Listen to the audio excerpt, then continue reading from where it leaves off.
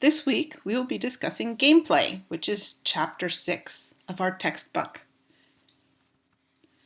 So some of the key chapter questions are: how are games challenges and strategies associated with gameplay? We're going to talk about all different types of challenges that you can put into games. We're going to talk about interactivity modes and how they relate to gameplay, and something that's very different about games and other forms of entertainment is that games are very interactive. The player actually interacts with the game and controls the story and the characters. We're going to talk about the relationship between gameplay and story. We'll also talk about balance that you should have in your games, and there's two types, static and dynamic balance. And we're going to talk about some game theory, and we will talk about the prisoner's dilemma and the tragedy of the commons, along with a couple other things about game theory.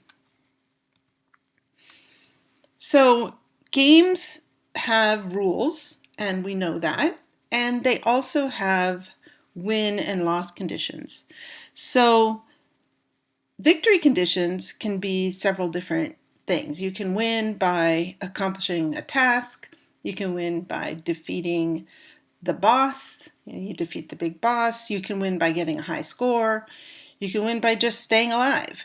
So you can win the game. There might be a lot of different ways to win the game, but you know how to win it, and if you accomplish that condition, then you actually will win the game. There are, though, two types of loss conditions. So you can lose the game. There's an explicit loss condition, which is that you actually die or you run out of resources. You literally lose, okay? But there's also an implicit loss condition, which means you don't necessarily die, but you lose because another player wins. So if you're playing chess, the other player wins, then that means that you lose. If you're playing Monopoly, the other player wins, that means you lose. That doesn't mean that you haven't done everything you could and you're not still in the game. You know, you're still alive, you still have money, whatever, but the other player wins, so you lose. So now on to interactivity modes. The first one is very important. It's player to game. So the interactivity modes means how do players actually interact with the game, and there's actually 4 different types. So player to game is the first, and that's just, you know, how you might interact with the controls, with the atmosphere, the maps, all of that has to be defined. The next one is player to player. So sometimes in a game you might interact with other players. You'll have a multiplayer mode and you're interacting, and you might be communicating with other players. You might be competing against other players. You might be working with other players towards a common goal. So that would be the player to player interactivity mode. Next, you have an interesting one, which is player to developer. Now, if you watch a movie, you really never have any kind of interaction with the people who make the movie. But with games, you might be able to interact with the developer. Developers often have forums or websites, and you can interact with them, and they'll get back to you. So it's a very nice thing that games have in a way to interact with the developers. You also interact with the platform, which I also kind of mentioned, but that would be the controls of the game. So what type of input devices do you have? How much memory is there? So how the player interacts with their platform, their graphics cards, their sound, all of that is also very important. Okay, we're going to talk about some game theory. I love game theory. So first of all, we'll talk about zero-sum versus non-zero-sum. So when we're talking about zero-sum gameplay, we literally mean that all players are playing for themselves, only one player wins, everyone's out for themselves, there's lots of competition, and that's how a lot of games are, right? And it's very easy to create a zero-sum game because you want your player to win and everyone else loses. So that's how a lot of games are. A more complicated game to develop is a non-zero-sum game. This is where players cooperate towards a common goal. And you don't often find non-zero-sum games in board games, right? There are a few that are out there where players literally have to cooperate to get towards a common goal. But in video games, you often do find non-zero-sum games. So players might be working together in a team to try to, beat the boss or beat another team or something. So that would be non-zero-sum, cooperative play. One type of cooperative play is called the prisoner's dilemma. It's to use this prisoner's dilemma to make sure people cooperate. So what that does is it's a story of you and your partner may or may not have committed a crime, but you get arrested for a crime, and you're both thrown in jail, and you're both asked questions, separately. And the whole point is that if both you and your partner kind of keep quiet and don't say anything and just both say that you're both innocent, then they'll hang on to you for a year and then they'll finally let you go. If you were to squeal on your partner and say, oh, I didn't do anything but my partner did, then they would let you go, so you'd have no time in jail, but your partner would get 5 years. Your partner would then be coming after you after those 5 years are up. Believe me, not a good thing. If you and your partner both squeal, then both of you will get 3 years. So what's the best possible outcome for both people, both you and your partner? It's for both of you to cooperate and keep quiet. Then you both get a year and then you let go. You're let go. No one has any extra time. So cooperation is important in the prisoner's dilemma. Another type of non-zero-sum gameplay with cooperation is based on something called the tragedy of the commons. The way the tragedy of the commons works is there's something that if one person does it, it's okay. It doesn't cause a problem. But if everyone does it, then you have a tragedy. So here's an example. If you're rowing a boat and one person maybe stops rowing, that might not affect the boat going on the water. But if everyone stopped rowing, the boat would stop. Same with you're driving on the freeway and one person rubbernecks and kind of slows down to look at an accident. Although everyone else keeps going, it's not going to cause a problem. But if everyone slows down to look at the accident, then you have a huge traffic jam. So the tragedy of the commons, one thing is the tragedy that if one person does it, it's not a problem. But if everyone does it, it is a huge tragedy. Okay. I have some other videos posted that I want you to watch on both the prisoner's dilemma and the tragedy of the commons that give more examples of those. Now we're going to talk about different types of challenges that you can put into your game. There's a whole bunch of different ones, and each one might be for a different type of game and a different genre of game. So what you think about when you're creating a game is which of these challenges will get the outcome that you want in the game. So the first is you have implicit challenges and explicit challenges. So an explicit challenge is an obvious, they tell you exactly what to do. So you have to, win the race or kill the boss or collect this much money or something. That's an explicit challenge. They tell you exactly what the challenge is. Reach a certain score. An implicit challenge, on the other hand, is something that is built into the game that you wouldn't necessarily be told, but there's a challenge there. So like dividing resources. So you're playing a game where you have different resources, a strategy game, say, and depending on how you divide your resources is going to be the challenge of whether or not you're going to win the game. So that is an implicit challenge. It's not told to you specifically, but it's something that's inside the game that causes a challenge for the player.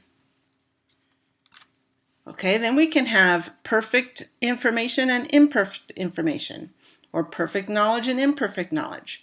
So perfect knowledge or perfect information is you're playing, say, a game like backgammon or chess. Both people who are playing the game see the entire board.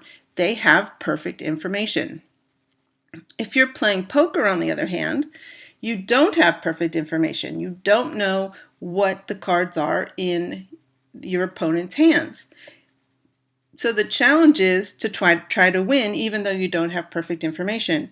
And actually, if you're playing poker and you're cheating and somehow you do know what's in your opponent's hands, then the challenge is gone. So you have to make sure that if you want your players to have imperfect information, that you don't allow them to get that information that you don't want them to have. Next, we have intrinsic knowledge and extrinsic knowledge. So intrinsic knowledge is knowledge that you pick up in the game. Okay, you're playing the game and you learn how to use the controls and you learn that, oh, okay, if I jump onto here, this will happen, or I have to kill these things. This is knowledge that you learn within the game. Extrinsic knowledge is knowledge you bring in from outside. So suppose you know that flint and steel make fire. And in the game, you give your players flint and steel. They should then be able to take that knowledge from outside and make some fire. Or maybe you know that wood floats, so you could find some wood and make a raft and float across the river. So that is knowledge. So that's, challenges that you can put in your game that the player has to have extrinsic knowledge in order to complete the challenge. Okay? Most challenges will have intrinsic knowledge. Your game has to teach the players what to do, and the players learn from playing the game. But if you put an extrinsic knowledge challenge into the game, it can make it very, very interesting. Spatial awareness is another type of challenge that's used for puzzle games, and as is the pattern recognition, which I think we're talking about next. So spatial awareness is also good. They're showing a picture here of, a train going around a track. But if you're doing a racing game, there's a lot of spatial awareness in racing games. How the player wants to stay away from the sides or not crash into the other cars. They have to have a lot of spatial awareness. So this, especially for fast-moving games, is the kind of challenge that you can put into your game. Pattern recognition and matching is used in a lot of games for puzzles, or the three-match games that a lot of people are very into. It's very popular, and that is the type of challenge that you can give. But you can also do pattern recognition and matching in other types of puzzle games where you have to fit pieces together, or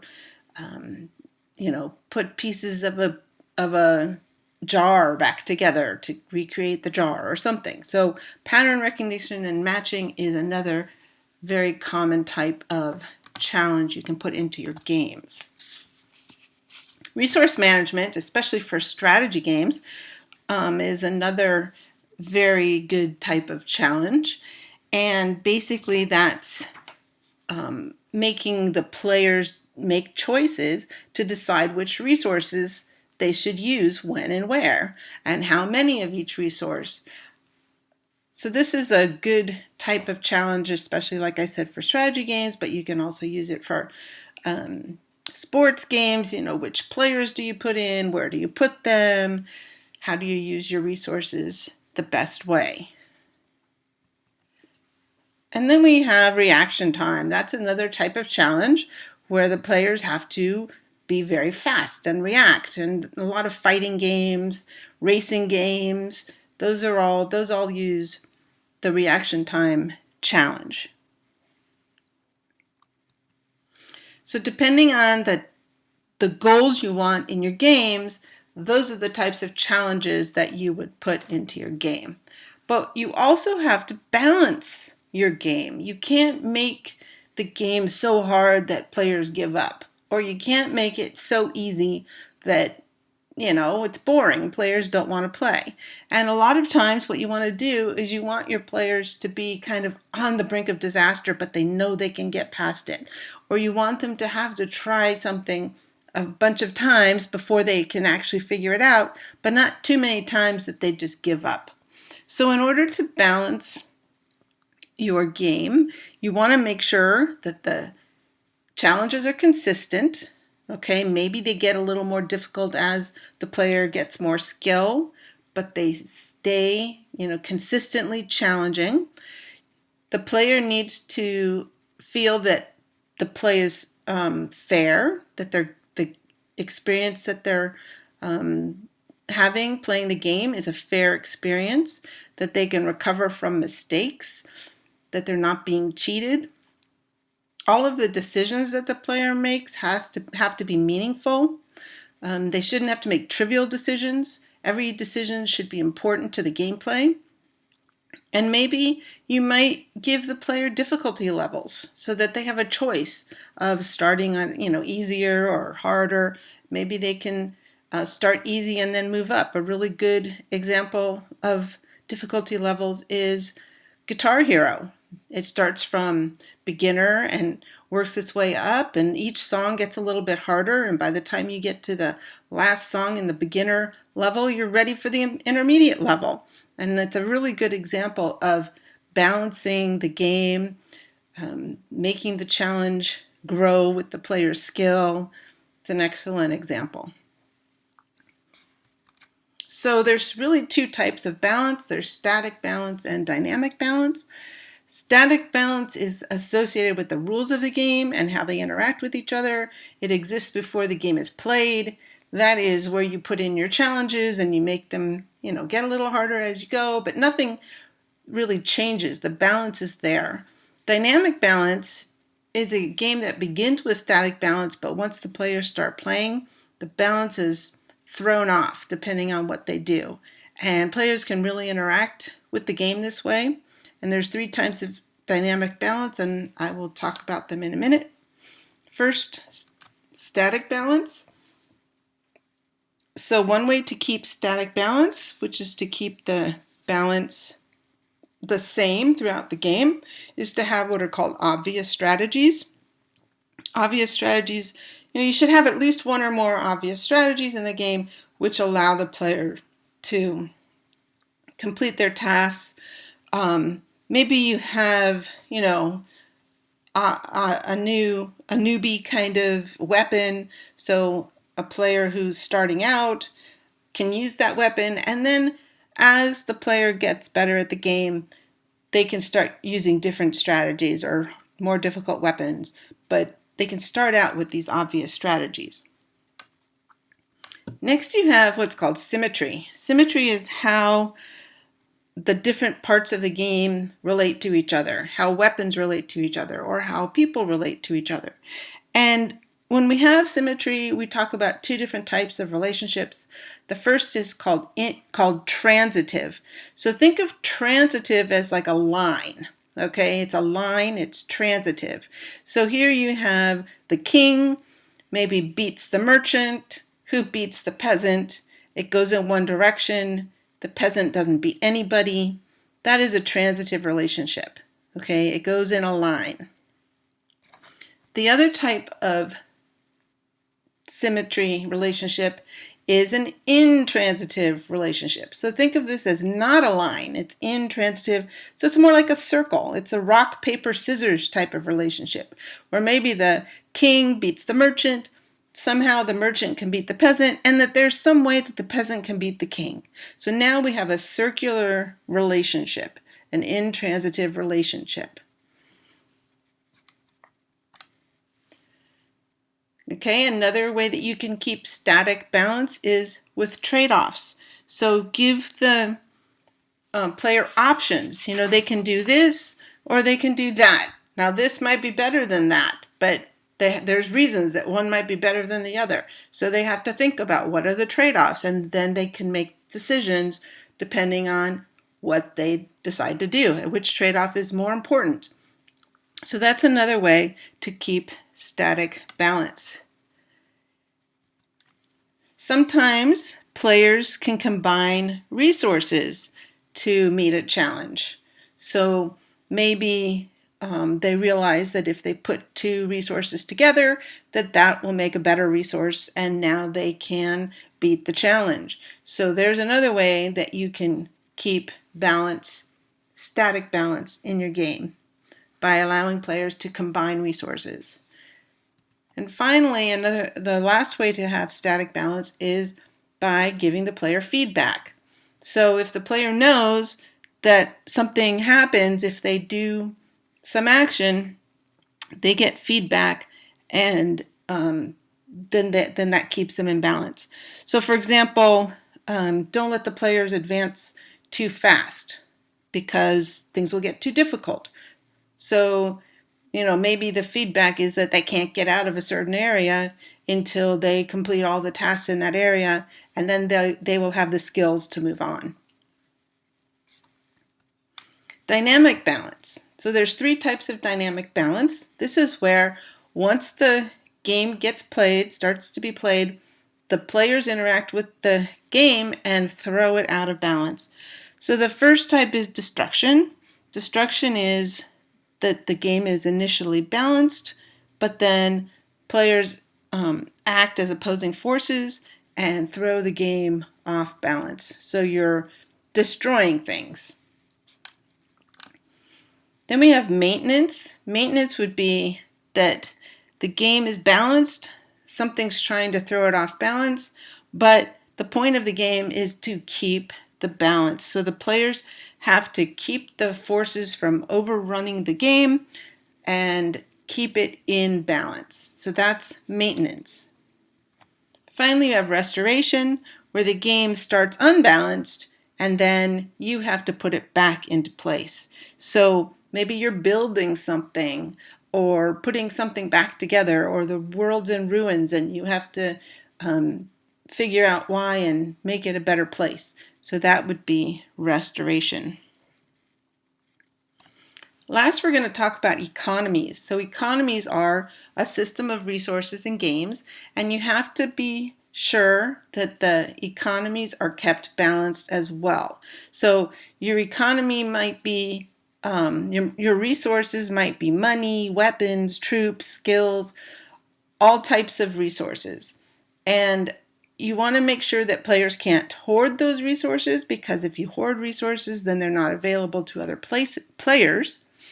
Also, sometimes hoarding resources maybe drives up the price of those resources, and that is not a good thing. So what your game can do is maybe spawn new resources if you need to in order to keep it balanced. So a closed economy is very difficult to have in a game, because you know that players are going to, try to maybe hoard the resources or do something with the resources that will mess up the balance. So have a way to keep track of those resources in your game and keep the economy balanced. Well, that's the end of the chapter, except I do have quite a few videos for you to watch and a podcast for you to listen to. So watch all of those, answer all the questions for the homework assignment, which is some of the questions from chapter 6, and then I have 3 extra questions about the videos. And I think you have a third Game Maker tutorial to do this week as well. So I hope you're enjoying those Game Maker tutorials, and that's a nice game engine that you can use to make games. If you have any questions, email me or come to my office hours, and I will talk to you next week.